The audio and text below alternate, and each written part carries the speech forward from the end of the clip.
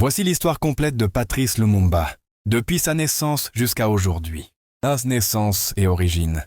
Patrice Emery Lumumba est né le 2 juillet 1925 dans le village d'Onaloa, près de Katakokombe, dans la province du Sankuru, au Congo belge, aujourd'hui République démocratique du Congo.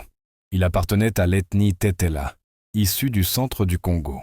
Sa famille était modeste, son père travaillait comme agriculteur. Jeunesse et éducation. Lumumba a fréquenté une école protestante, puis une école catholique, où il s'est distingué par son intelligence et son éloquence.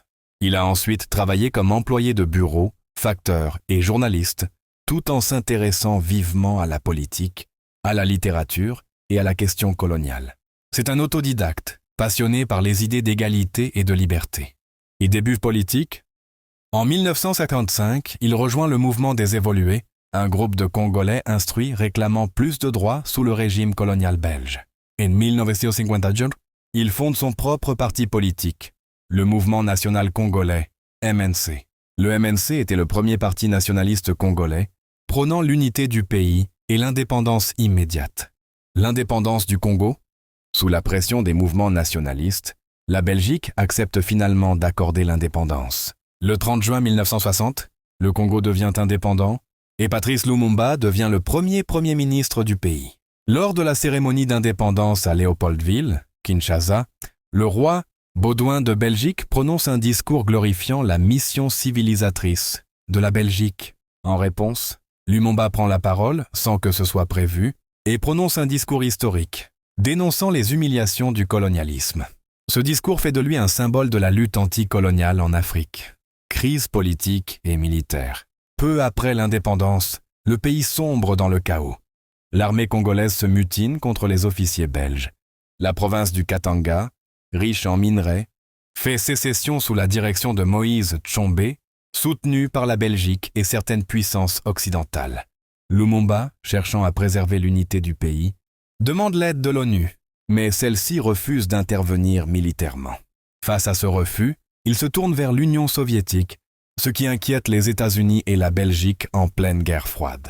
Renversement et arrestation.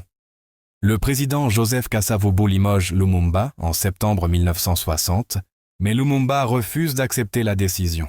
Un coup d'État militaire est ensuite mené par Joseph Désiré Mobutu, futur Mobutu Sese Seko. Lumumba est arrêté, battu, puis transféré dans la province sécessionniste du Katanga, sous le contrôle de Tshombe. Assassinat. Le 17 janvier 1961, Patrice Lumumba est exécuté avec deux de ses compagnons, Joseph Okito et Maurice Mpolo, par un peloton d'exécution au Katanga. Son corps est dissous dans de l'acide afin d'effacer toute trace de son assassinat.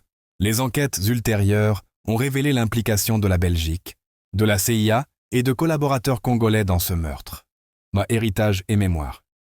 Après sa mort, Lumumba devient un héros national et panafricain.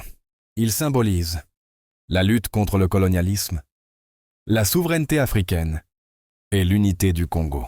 Son image a inspiré de nombreux dirigeants africains, artistes et intellectuels. En 1966, le gouvernement de Mobutu finit par le réhabiliter officiellement. Son nom est donné à plusieurs rues, universités et monuments en Afrique et dans le monde. Reconnaissance posthume. En 2022, la Belgique a restitué à la RDC la dent de Lumumba, seul reste connu de son corps, lors d'une cérémonie officielle à Bruxelles. Ce geste symbolique visait à reconnaître les responsabilités de la Belgique dans son assassinat. Aujourd'hui, Patrice Lumumba est considéré comme un des plus grands leaders africains du XXe siècle, un martyr de l'indépendance congolaise et un symbole mondial de la dignité africaine. Ses paroles résonnent encore. L'histoire dira un jour que mon gouvernement a voulu rendre à son peuple la dignité et l'indépendance. Alors n'oubliez pas de vous abonner pour ne pas rater nos prochaines vidéos. Merci.